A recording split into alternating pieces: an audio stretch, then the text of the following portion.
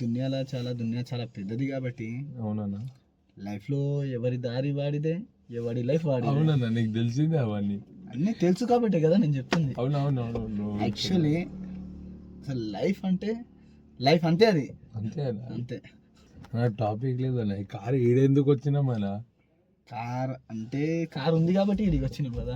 ఇడికైనా పోదాం అనుకుంటున్నా కానీ యాక్చువల్లీ పెట్రోల్కి పైసలు ఉన్నాయి కానీ బాధ అవుతుంది వేపియాలంటే. నీ పైసలతో మందు తాగంటే తాగుతానా? నేనా? ఎందుకంటే ఇది పెద్ద ఆలోచించవలసిన అవసరం ఉంది ఇప్పుడు. ఎందుకంటే నువ్వు ఎవరు పైసలు ఇప్పుడు దాకా నీ పైసలతో ఎప్పుడు తాగలే అన్న, మ్యాటర్ అది. అందరి పైసలతో నువ్వు తాగుతావు, నేను తాగుతా నా పైసలతో. కాకపోతే యాక్చువల్లీ బాధ అవుతుంది నా పైసలతో. ఈఎంఐ ఎవరు కడుతున్నా కార్ది? ఇక ఏం చేస్తాం, కట్టకపోతే తీసుకుపోతారు. కాదు, ఎవరు కడుతున్నారు అంటున్నా. నేనే కట్టాలి. నువ్వు కడుతున్నా? రెంట్కి పంపించి కట్టిస్తున్నావు కానీ అందరికి. ఇక రెంట్కి ఏం పంపియా, అప్పుడప్పుడు ఇక మందానికి పైసలు లేకపోతే పంపిస్తా.